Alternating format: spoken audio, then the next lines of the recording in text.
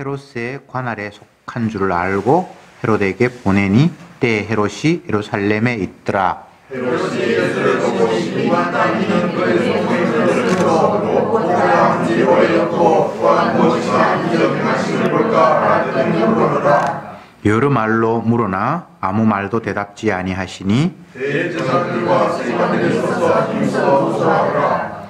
헤롯이 그 군병들과 함께 예수를 업신여기며 희롱하고 빛난 옷을 입혀 빌라도에게 도로 보내니 헤롯과 빌라도가 자기 원수였으나 하늘에서 친구가 되니라. 아멘.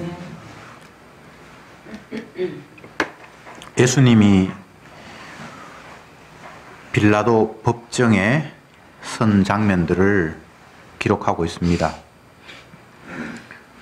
처음에는 대제사장에게 끌려가서 종교재판 같은 그 공회를 사내들인 공회라고 그렇게 보통 이야기를 하는데, 대제사장, 서기관, 바리새인, 장로 이런 지도자들이 종교재판을 하기 위해서 예수님을 끌고 갔고, 그래서 그 종교재판에서는 예수님께서 하나님의 아들이라고 그러니까, 메시아라고 그러니까 더 이상 우리가 새로운 증거를 찾을 이유가 없다.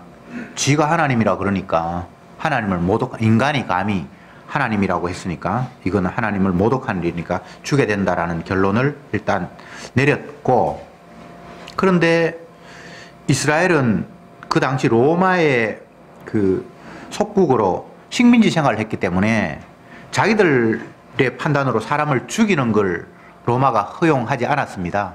그래서 반드시 그 로마의 법정에서 유대인의 종교적인 법으로는 사람을 구금하거나 때리는 것까지는 그 당시 허용이 됐는데, 사형은 자기들이 못 시키고 반드시 로마에서 파견된 그 법정에서만이 사형이 확정이 되니까 이제 그 빌라도라는 그 당시의 총독에게로 끌고 갔습니다. 예수님 당시에는 이스라엘을 지역적으로 이제 3등분을 해서 예수님 지금 잡혀간 이 수도를 중심으로 한 예루살렘 중심으로 한 그쪽에는 빌라도가 다스렸고, 또 다른 지역에는 헤롯의 아들들이 이제 다스렸거든요. 3등분을 해서. 그러니까 헤롯이라는 인물은 예수님이 이 땅에 태어나실 때에 그게 첫 헤롯 1세인데, 그 사람이 예수님을 죽이려고 2살 이하를 다 죽인 사람이 헤롯 1세였고, 그 사람이 죽고 난 이후에 이제 헤롯의 세 아들이 3등분을 해서 이스라엘을 다스렸는데, 지금 빌라도가 있는 그 굉장히 중심 지역, 수도 중심으로 한 이 지역에는 큰 아들이 다스리고 있다가 뭔가 잘못해가지고 추방당하고 로마에서 파견되어서 이제 그 지역은 로마에 파견된 총독이 다스리고 있고, 나머지 두 지역은 아직도 헤롯의 다른 아들들이 다스리고 있는 그런 상태였는데, 어쨌든 예수님께서 빌라도에게 재판받기 위해서 종교인들이, 대제사장들이 이제 끌고 가서 예수님을 고소합니다. 이 사람은 우리 백성들을 미혹했고, 또 로마 총독 가이사에게 세를 바치는 걸 금했고, 또 스스로 자기가 왕이라고 해서 총독을 비난했다고 그러나, 진짜 왕이 있는데 지가 왕이라고 하니까 이것도 죄목입니다 라고 예수님을 고소를 했습니다. 그러니까 이제 빌라도가 총독이니까 재판을 하기 위해서 당신이 진짜 이런 일을 했습니까? 당신이 유대인의 왕이 맞습니까? 물으니까 예수님께서 내가 유대인의 왕이다 이렇게 이야기하고는 그 외에는 다른 구구한 변명이라든지 이런 걸 말하지 않았습니다. 그러니까 이제 총독이 볼 때에 이 사람이 유대인의 왕이다라고 얘기한 그 한 가지 제목을 가지고는 사형시켜야 될 만큼 그런 뭐가 없어요. 논리적으로 아무리 생각해봐도 그냥 자기가 왕도 아닌데 왕이라 그러면 정신병자 같다. 그 정도 생각하지. 아니면 금방지게 네가 왕이 아닌데 왕이라고 했냐 그러면서 곤장을 몇 대 때리고 돌려보내든지, 이게 사형시켜야 될 죄는 아니라고 빌라도가 생각을 했는데, 유대인들이 계속 그를 죽여야 된다고 하니까 이 사람이 약간 곤란했는지 예수님을 고소하는 가운데 이런 이야기가 나왔습니다. 저 사람이 갈릴리부터 시작해서 온 유대를 다니면서 소동을 일으켰다. 그러니까 갈릴리? 갈릴리는 자기 소관이 아닌 거예요. 그러니까 그때 마침 유대인이 유월절 명절이라서 갈릴리를 다스리고 있는 그 헤롯의 2세가 고3이 그쪽 지역 총독이니까 예루살렘에 왔단 말이죠. 명절에는 다 예루살렘에 모여서 유월절을 지키니까. 그러니까 헤롯이 예루살렘에 왔다는 소식을 듣고는 이 빌라도가 당신 갈릴리 출신이면 내가 재판할 이유가 없지. 그쪽 갈릴리 가날로 가라 그러면서 헤롯한테 보내버린 거예요. 곤란하니까. 자기는 죽일 이유가 없지. 자꾸 죽이라 그러니까 곤란하니까 저 사람한테 재판 받으라 그러면서 재판을 넘겨버렸단 말이죠. 그러니까 이제 그 자기 지역의 사람이 어쨌든 뭐 자기가 그곳에 갔든 말든 예수님이 오니까 이 헤롯은 어떤 사람인가 하면 세례 요한을 잡아 죽인 사람이에요. 목베어 죽인 사람. 자기도 그때 죽일 생각을 없었는데 자기 딸이 뭐 춤추고 네가 소원하는 거 다 들어주겠다 하니까 헤롯의 목을 달라고 했어. 그 헤롯이에요. 그래서 이 사람이 평소에 예수님을 좀 보고 싶었어요. 왜냐하면 세례요한이 죽고 난 이후에 뭐 세례요한이 죽었다가 다시 살아났다는 뭐 소문도 있고 하여튼 여러 가지 구간 이야기가 많으니까 도대체 세례요한이 전했던 예수님이 도대체 어떤 분일까 궁금해서 보기를 원했는데 막상 예수님이 오니까 또 뭐 신문을 해보니까 별거 없는 거예요. 그러니까 자기가 또 곤란하니까 다시 또 가이사에게 네가 재판해라 그러면서 또 다시 보냈다고 성경에 기록이 되어 있고, 평소에는 빌라도하고 헤롯이 사이가 안 좋았는데, 왜냐하면 헤롯은 그 유대 땅에서 태어나서 그곳에서 통치자가 됐는데 가이사는 저쪽 로마에서 왔으니까 서로 관계가 썩 좋지는 않을 거 아닙니까? 자기 형제들이 다 했는데 자기 형이 쫓겨나고 다른 외부에서 왔으니까. 근데 이날은 서로 마음이 짝짝꿍 돼서 예수님을 일로 보내고 절로 보내고 저희들끼리 잘 짝짝꿍이 됐다라고 성경이 기록하고 있습니다. 참 예수님이 얼마나 비참한 모습입니까? 창조주가 피조물에게 재판받는 것도 웃기는데 일로 가서 재판받더라고 절로 가서 재판받으라 그러고, 대제사장의 법정에 끌려가서 종교재판 한번 받고 또 정식으로 로마 총독 앞에 또 끌려가고 또 자기 관할 아니라 그러면서 저쪽에 가서 끌려가고 또 관할 아니라 그러면서 일로 오고, 참 비참하고 초라한 예수님의 모습을 성경이 그려주고 있습니다. 네가 유대인의 왕이냐? 네 말이 옳다. 예수님은 유대인의 왕이에요. 만왕의 왕이에요. 근데 그게 사형당해야 될 이유가 되는가? 아무리 계산을 해봐도 이거는 사실은 사형당할 일이 아니에요. 예수님이 마지막에 십자가에 못 박혀 돌아가시는데 십자가 그 형틀은 사형되는 죄수 중에도 가장 완악한 자가 죽임당하는 그 형틀이라고 그렇게 역사적으로 기록이 되고 있어요. 가장 완악한 자가 죽는 모습으로 예수님은 돌아가신 거예요. 근데 제목이 유대인의 왕이라고 하는 게 제목이고, 참 얼마나 웃기는 이야기입니까?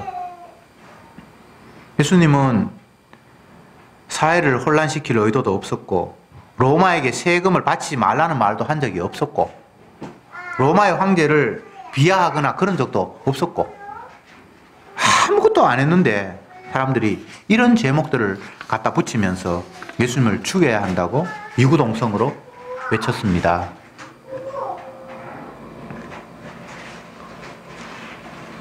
앞 시간에 성경 공부하면서도 제가 잠깐 언급을 했습니다만 예수님을 죽여야 하는 이유는 한 가지밖에 없었습니다. 그것은 바로 자기들을 죽어야 할 죄인이라고 계속 몰아세웠기 때문입니다. 사람들은 자기 자신이 완벽하지 않다는 사실은 다 인정함에도 불구하고 죽어야 마땅한 죄인이라고 평가를 했을 때 그 누구도 그걸 받아들일 사람은 없습니다. 심지어 인간들끼리 저 사람은 사형수야 라고 이야기해도 정작 본인은 죽는 것만큼 제가 심각한 것은 아니라고 생각하는 게 인간이에요. 근데 사형수 정도는 아니고 뭐 우리가 죄인이어서 욕심도 좀 부렸고 때로는 남이 가져가야 할 이익들을 내가 가로채기도 했고 내 이익을 위해서 남을 속인 적도 있고 뭐 그런 것들은 다 사람들이 인정해요. 이 땅에 어떤 인간도 내가 뭐 부족한 사람이고 뭐 완벽한 건 아니다. 나도 뭐 죄는 있다. 그 정도까지는 다 인정을 해요. 그런데 네 죄가 어느 정도인지 알아? 너는 지옥 가야 돼. 너는 저주받아야 돼. 라고 했을 때 그에 대해서는 동의할 사람이 세상에 단 한 사람도 없습니다. 만약 예수님이 사람들에게 당신들은 죄인입니다. 회개하십시오. 바르게 사셔야 됩니다. 뭐 이 정도 이야기를 했다면 예수님을 잡아 죽일 생각은 없었을 거예요. 근데 예수님은 뭐라고 이야기합니까? 만나는 사람 모두에게 그가 정말 사람들에게 비난받는 대상이었건 존경받는 대상이었건 지위 고하를 막론하고 만나는 모두에게 멸망받아야 할 죄인이다. 진멸의 대상인 아말렉이다. 라는 식으로 예수님은 말씀을 하셨어요. 그러니까 이게 더 이상은 참을 수가 없는 사태까지 온 거예요. 그래서 예수님을 이구동성으로 입을 모아서 십자가에 못 박아소서, 십자가에 못 박아소서, 죽이소서라는 말을 했고 결과적으로 그런 식으로 사태는 흘러가게 되는 겁니다.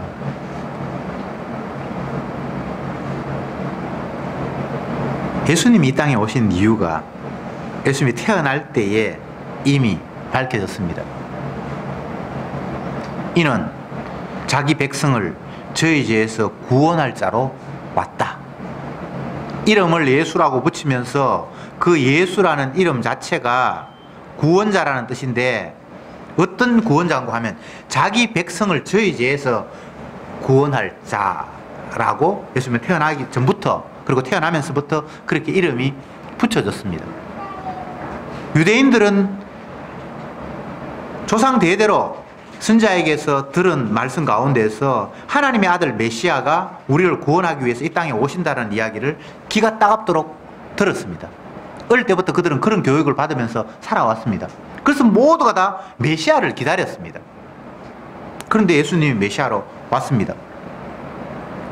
그런데 결과적으로는 예수님을 메시아 아니라고 잡아 죽이려고 합니다.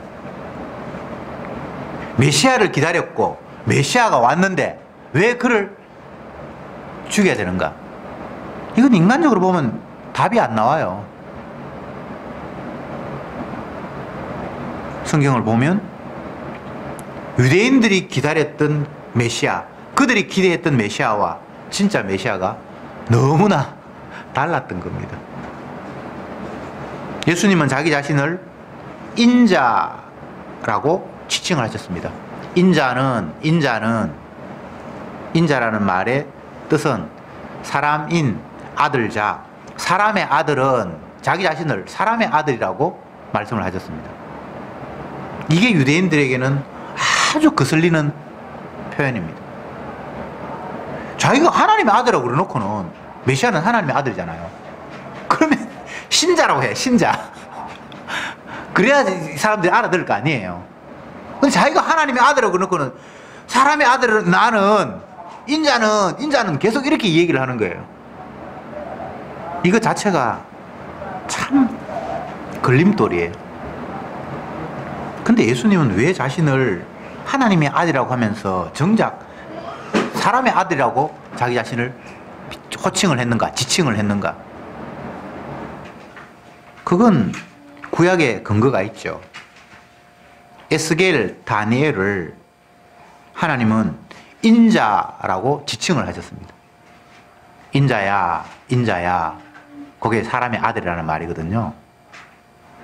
근데 에스겔, 다니엘이 하는 일은 그 당시에 장차 오실 메시아가 해야 할, 메시아가 당해야 할 고난받는 선지자로 그들은 활동을 했어요. 그게 벌써 이미 예언된 내용이죠. 그러니까 예수님은 에스겔 다니엘처럼 내가 바로 고난받는 하나님의 아들이야 라는 의미를 지니고 자기 자신을 인자라고 지칭을 했고, 더 깊이 나아가면 사람의 아들, 죄인의 몸을 입고 이 땅에 온 자라는 의미를 담고 있습니다.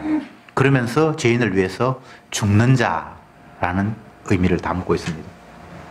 그러니까 사람들이 그를 하나님의 아들로 인정할 수 없게끔 하는 거예요. 신자가 돼야 되는데. 외국에서 동방 박사들이 별을 보고 메시아를 찬송하기 위해서 왔습니다.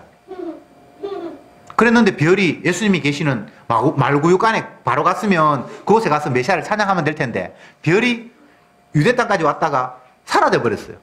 그러니까 그때부터는 내비게이션이 없으니까 물어서 찾아가야 될 거 아니에요.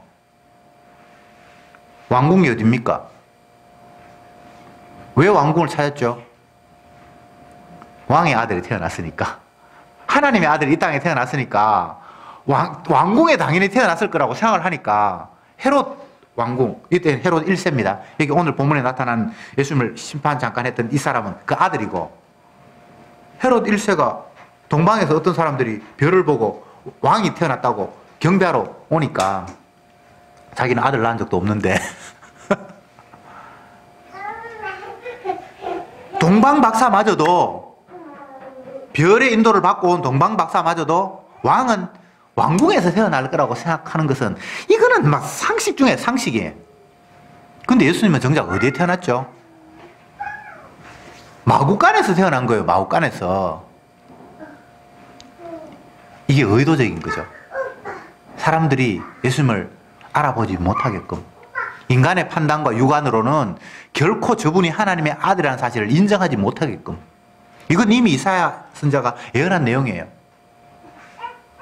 하나님의 아들이 이 땅에 오는데 고운 모양도 없고 풍채도 없고 흠모할 만한 아름다운 것이 아무것도 없어서 사람들이 그를 멸시하여 쓸어버린 바 되었다라고 이미 예언을 하고 있어요. 예수님은 그런 모습으로 오신다고. 그러니까 그는 스스로를 신자라고 이야기하지 않고 인자라고 이야기하는 거예요. 계속해서 사람들이 알아볼 수 없는 메시아, 초라한 메시아, 마지막에는 사람들에게 잡혀 죽는 메시아. 여러분 상상해 보세요. 하나님이 사람들에게 잡혀 죽을 수 있어요?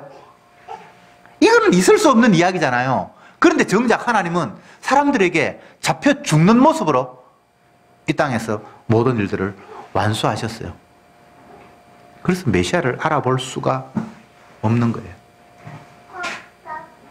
철저하게 인간에게는 숨겨진 분, 비밀인 분, 도저히 그를 메시아로 영접하거나 알아보거나 찬양할 수 없는 식으로 주님은 활동하시는 거예요.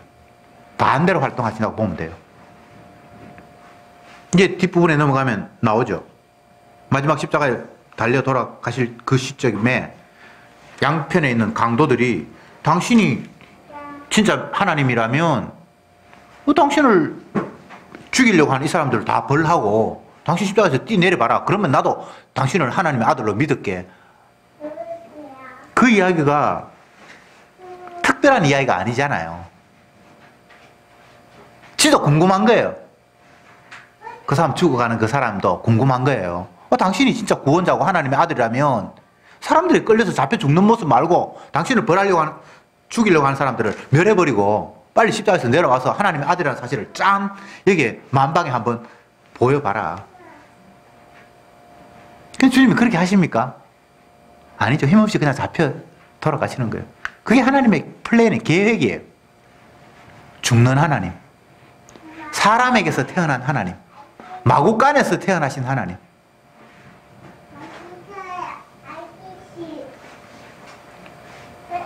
예수를 믿는다는 것은 인간적인 입장에서는 불가능한 일이에요. 그런 분을 메시아로 영접한다는 것은 있을 수 없는 일이에요.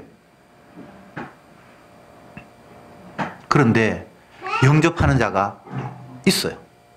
메시아라고 알아보는 사람이 있어요.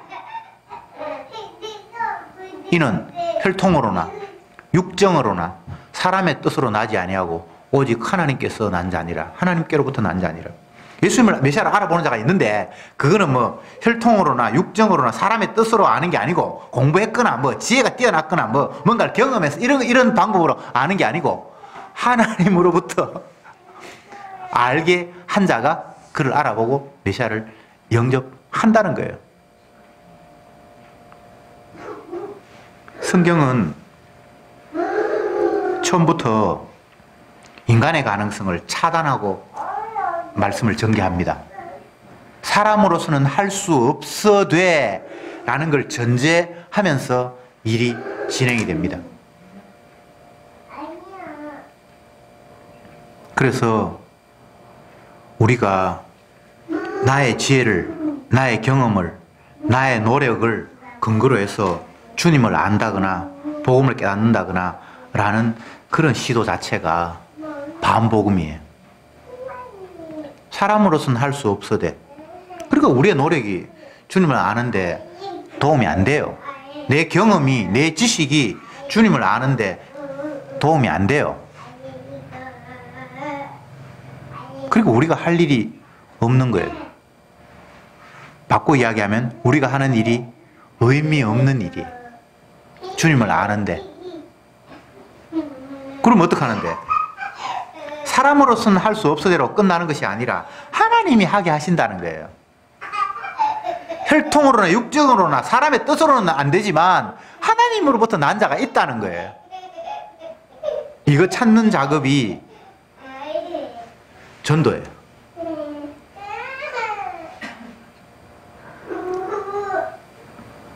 전방 지역에 가면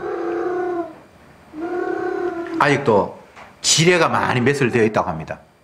그래서 어떤 군인들은 군대 생활 시작부터 끝까지 지뢰 찾는 그런 일 하다가 군대 생활 끝나는 사람이 있는데 그 사람들은 뭐 탐지기 같은 그런 걸 가지고 금속 탐지기 같은 그런 걸 가지고 날마다 산 위로 들로 쫓아다니면서 그거 찾는 게 일이에요.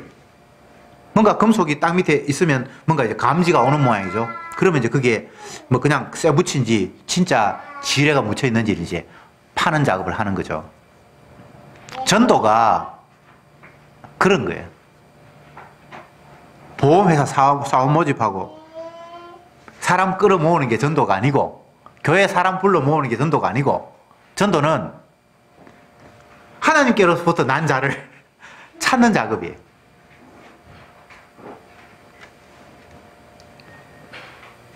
지남철에는 쇠붙이만 붙어요.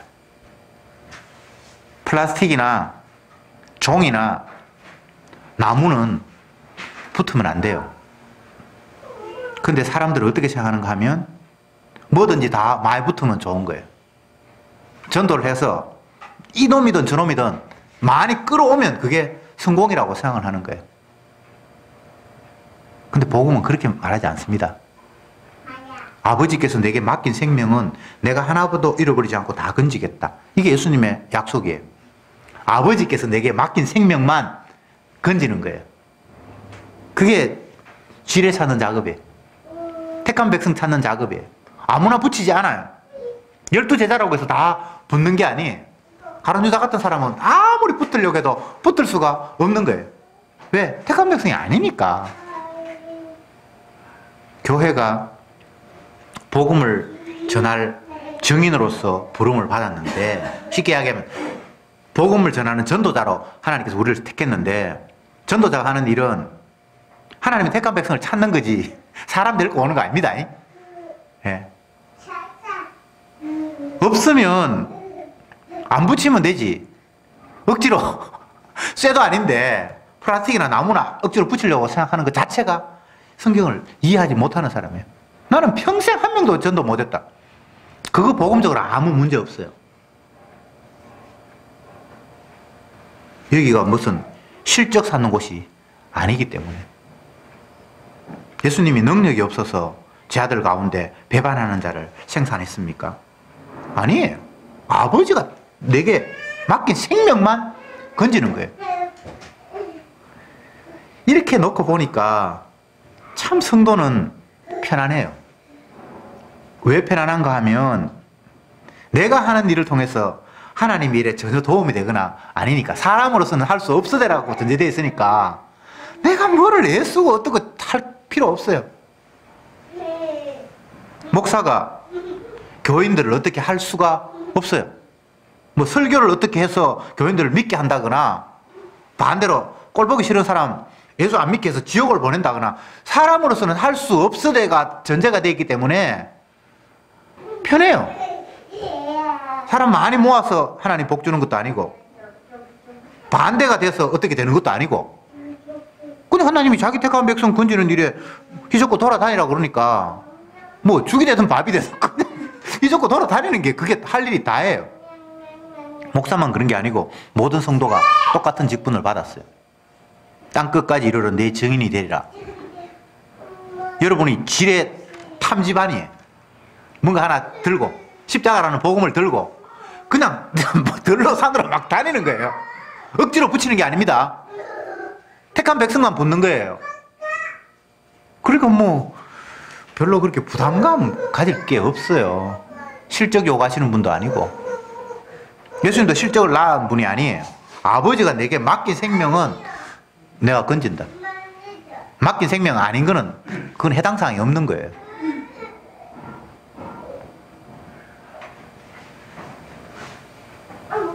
예수님을 죽이고 싶은 인간들, 예수님은 그들을 이용해서 스스로 죽음의 길로 한 걸음 한 걸음 나아갑니다. 왜요? 자기 백성의 죄를 대신해서 죽기 위해서 이 땅에 오셨기 때문에. 그런 방법으로만 죄인을 건져야 했기 때문에, 그게 아버지의 약속이었기 때문에. 아버지와 아들이 약속한 것이 언약인데, 그 언약의 내용에 보면 아버지와 아들이 대화를 합니다. 아들아, 네가 내 백성의 죄를 담당하고 죽어서 내 택한 백성 건지는 일을 하자. 예, 알겠습니다, 아버지. 그게 언약이에요. 아버지와 아들의 약속이에요. 이사야에서 잘 아는 대로 여호와께서 우리 무리의 죄악을 그 아들에게 담당시키셨도다. 그래서 그가 상함은 우리의 죄악을 인하며, 그가 이사야 53장 한번 봅시다. 갑자기 말씀이 생각이 안 나서. 이사야 53장 5절 같이 이건 한번 읽어봅시다. 이사야 53장 5절 시작. 그가 찔림은 우리의 허물을 인하며 그가 상함은 우리의 죄악을 인함이라. 그가 징계를 받음으로 우리가 평화를 누리고 그가 채찍에 맞음으로 우리가 나음을 입었도다.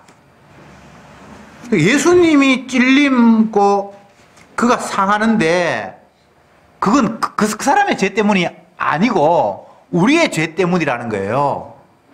그리고 그가 채찍에 맞고 죽임을 당함으로 말미암아 우리가 나음을 입었다는 거예요.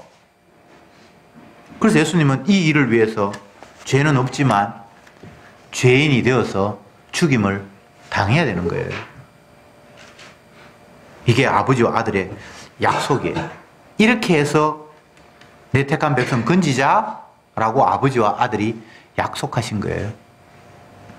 그러면 구원을 얻는 자가 구원을 얻기 위해서 자신의 노력, 뭐 교회 다닌다든지 성경을 읽는다든지 기도를 한다든지 이웃을 위해서 뭐 순종을 한다든지 그게 자기 구원에 도움이 될까요? 아무 상관이 없는 거예요.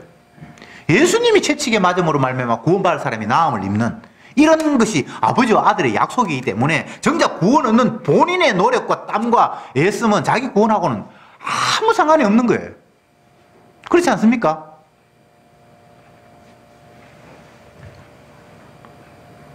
바울이 주님 앞에 부름받기 전 그때 이름은 사울입니다.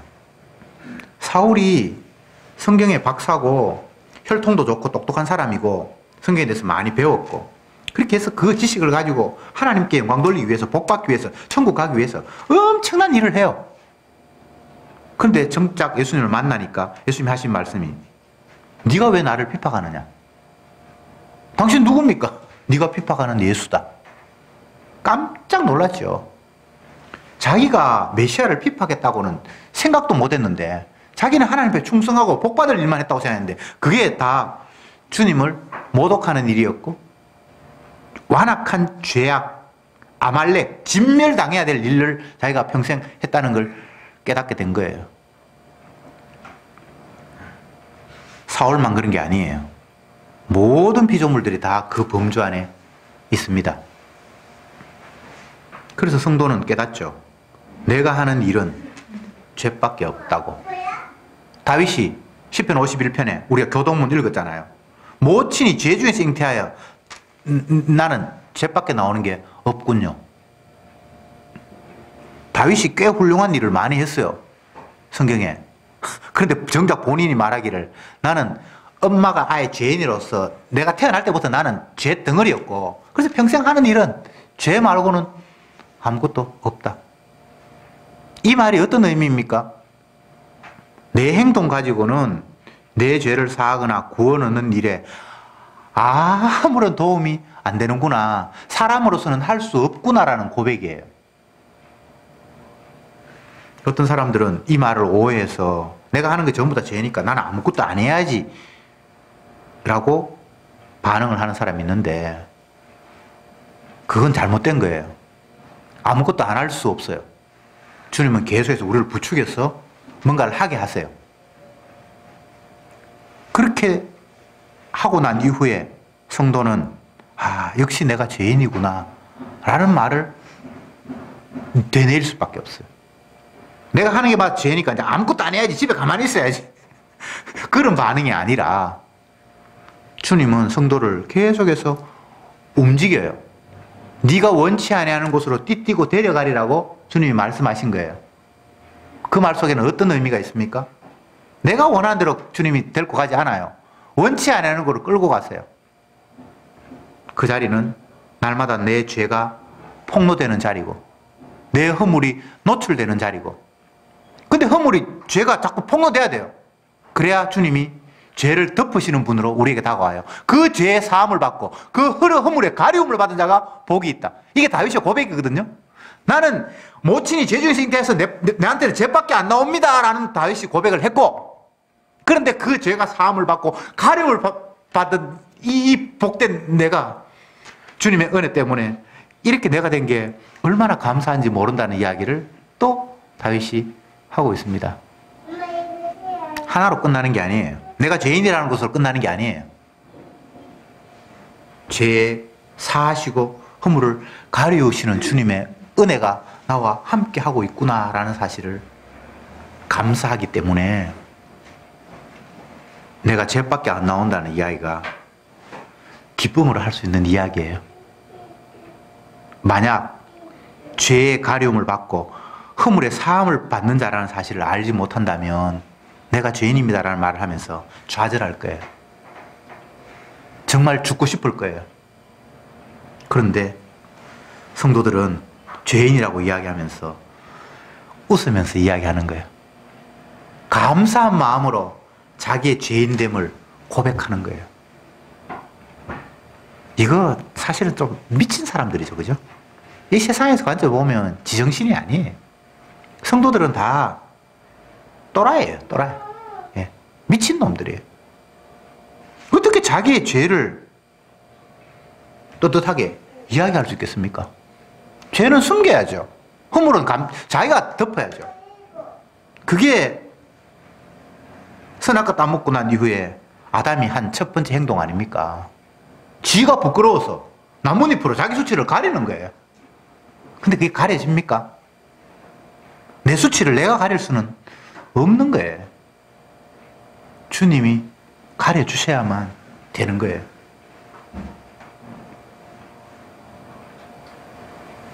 네 죄를 기억도 아니하리라.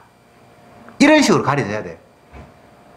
내가 나를 숨기고 은폐한다고 해서 불꽃같이 내다보시는 주님 앞에 숨겨집니까? 그러니까 애초에 그런 노력 자체가 얼마나 부질없는 짓인가를 우리는 깨달아야 되죠. 굳이 나와 똑같은 피조물들 앞에 내 죄를 까발릴 이유는 없어요. 그건 그럴 이유는 없어요. 그러나 주님 앞에 가리려고 하거나 이거는 말이 안 되잖아요. 주님이 덮어주시겠다고 하는데 이스라엘 백성들이 제사 드릴 때에 지성소 안에 들어가면 언약궤가 있잖아요. 약속의 상자. 그 약속의 상자 안에 들어간 것은 인간의 죄악된 모습들이잖아요. 하나님을 어겼던 불신의 모습들. 근데 그걸 덮고 있는 뚜껑 맞습니까? 예. 그 뚜껑을 시은좌라고 해요. 시은좌. 시는 베풀 시, 은혜 은, 좌. 은혜가 베풀어지는 자리. 또 증거궤. 그게 피가 뿌려지는데 안에 있는 죄가 딱 덮이는 거예요. 그래서 죄가 다 사함 받는 그런 구도가 언약궤의 구도예요. 그게 주님과 우리와의 관계예요. 죄는 어마어마하게 많은데 그게 은혜로 뚜껑을 딱 덮어서 죄가 안 보이는 상태. 그게 예수 안이라는 개념이에요. 그리스도 예수 안에 있는 자에게는 결코 정죄함이 없나니 죄와 사망의 법에서 이미 벗어났느니라. 우리 죄를 누군가가 담당하셨기 때문에 더 이상 우리에게는 죄를 물을 수 없는 이런 구도. 이게 죄인과 죄 용서하시는 예수님과의 만남이에요. 그 예수님이 말씀하셨죠. 나는 의인을 부르러 온 것이 아니라 죄인을 부르러 이 땅에 왔다. 이게 감격으로 다가오는 자는 자기 자신이 죄인인 줄 이미 인정하는 자예요. 내가 죄인인 줄 인정하지 못하는 서기관 바리새인들은 끝까지 자기 자신의 의로움을 주님 앞에 보이려고 안간힘을 썼어요. 나는 일회에 2번 금식하고 11조하고 가난한 사람을 위해서 구제하고 하루에 3번 날마다 정해놓고 기도했습니다. 그럴 때 주님이 나는 의인을 부르러 온 게 아닌데, 그 말이 얼마나 무서운 이야기입니까? 너는 지금 너 의를 자랑하냐? 나는 의인하고는 상관이 없는데. 그러니까 그 사람은 주님이 죄를 담당하는 대상에서 제외된 거예요. 무슨 말인지 아시죠? 그러니까 그게 저주죠. 행동 잘해가지고 주님 앞에 인정받을 수 없는데 자기의 죄를 담당하시는 분이 계셔야지 자기의 죄가 덮여지는데, 지 행동 의로운 걸 가지고 나 구원 받을 수 있잖아요 라고 나서니까 주님이 나는 의인을 부르러 온 것이 아니요 라는 말에 너와 나는 무관해 라는 이야기가 되어버리잖아요. 주님과 무관하면 그게 저주잖아요.